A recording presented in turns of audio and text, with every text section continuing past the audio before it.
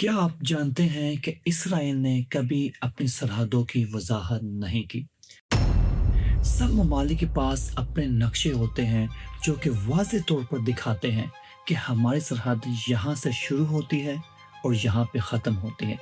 लेकिन इसराइल के केस में ऐसा हरगिज़ नहीं है। मिस्र और उर्दन के साथ इसराइल की सरहदें 1948 की अरब और इसराइली जंग के बाद जंगबंदी लाइनों के तौर पर तय की गई, लेकिन शाम, गज़ा और मगरबी किनारे के साथ इसराइल की सरहदें ताहाल गैर वाज़ेह और गैर तस्लीम शुदा है।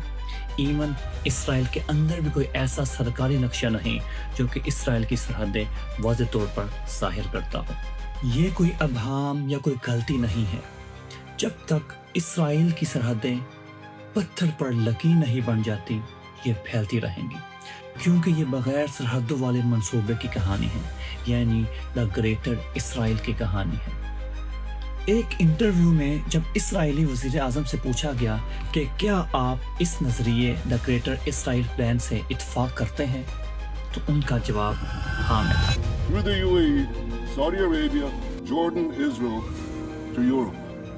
This is an extraordinary change, a monumental change. तो ये ग्रेटर इसराइल आखिर क्या मंसूबा है, ये समझने के लिए 20वीं सदी में चलते हैं। 20वीं सदी में ये कहानी वियना शहर से शुरू होती है, जहाँ मॉडर्न ज़ायनिज़्म के बानी थियोडर हर्ज़ल अलग इसराइली रियासत का ख्वाब देख रहे थे। इसने अपनी डायरी में लिखा कि इसराइली रियासत मिस्र से लेकर दरियाए फ़ुरात तक फैली होनी चाहिए।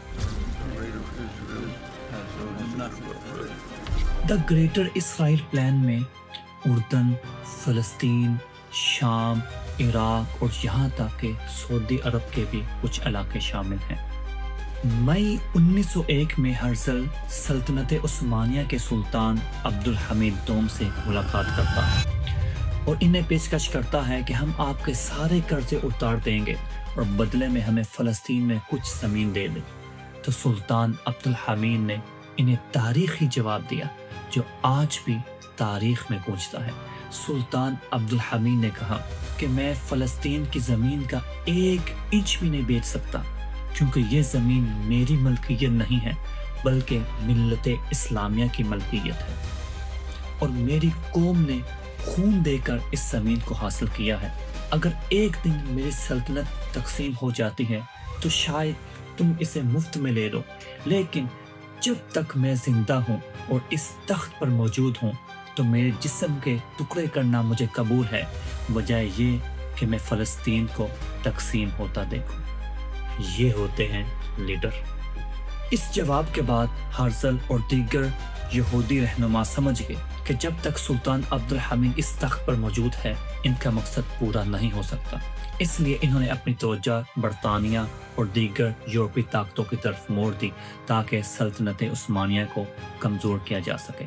और ऐसा ही हुआ, जब तक सुल्तान अब्दुल हमीद तख्त पर मौजूद थे वो कामयाब न हो सके। सुल्तान अब्दुल हमीद के बाद काफ़ी सुल्तान आए, मगर 1923 में सल्तनत उस्मानिया को गिरा दिया जाता है और 1947 में अक़वाम मुत्तहिदा ने फ़लस्तीन को तकसीम करने का मंसूबा पेश किया, जिसको यहूदियों ने मंजूर किया और कहा कि यह हमारा ग्रेटर इसराइल मंसूबे की तरफ पहला कदम है।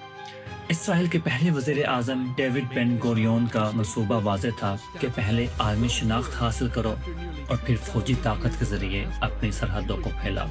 इसके बाद 1948 में नकबा के दौरान लाखों फ़लस्तीनी बेघर हुए और इसराइल अपनी तयशुदा हदूद से कहीं आगे निकल गया। इसके बाद 1967 में इसराइल ने सिर्फ 6 दिन में गज़ा और गोलान की पहाड़ियों पर कब्जा कर लिया और आज मगरबी किनारे में 8 लाख से ज़ायद आबादकारी इसी मंसूबे का हिस्सा है। एक लंबे अरसे तक इसराइल ने अपने इस नज़रिए को पसे पर्दा रखा, मगर आज इनके वज़ीर आज़म खुलेआम इस बात को तस्लीम करते हैं। गज़ा इसराइल जंग के दौरान इसराइली फ़ौजियों के यूनिफॉर्म पर ऐसे बैचेस देखे गए जिस पर द ग्रेटर इसराइल प्लान का नक्शा शामिल था और इस नक्शे में कई अरब ममालिक को भी दिखाया गया। आज भी इसराइल का अपनी सरहदों को वाज़ेह न करना इस बात का सबूत है कि इनका नक्शा अभी भी नामुकम्मल है। ये सवाल फ़लस्तीनियों का नहीं है, बल्कि मशरिक़ वस्ता में तमाम इस्लामी ममालिक की खुद मुख्तारी का है, سوال یہ نہیں کہ گریٹر اسرائیل منصوبہ کیا ہے، سوال یہ ہے کہ اسے کون روکے گا۔ تو یہ تھی آج کی ویڈیو کہ گریٹر اسرائیل کیا منصوبہ ہے اور اسے کون روکے گا۔ تو ملتے ہیں اگلی ویڈیو میں، تب تک رکھیں اپنا خیال اور مجھے دیں اجازت۔ اللہ حافظ۔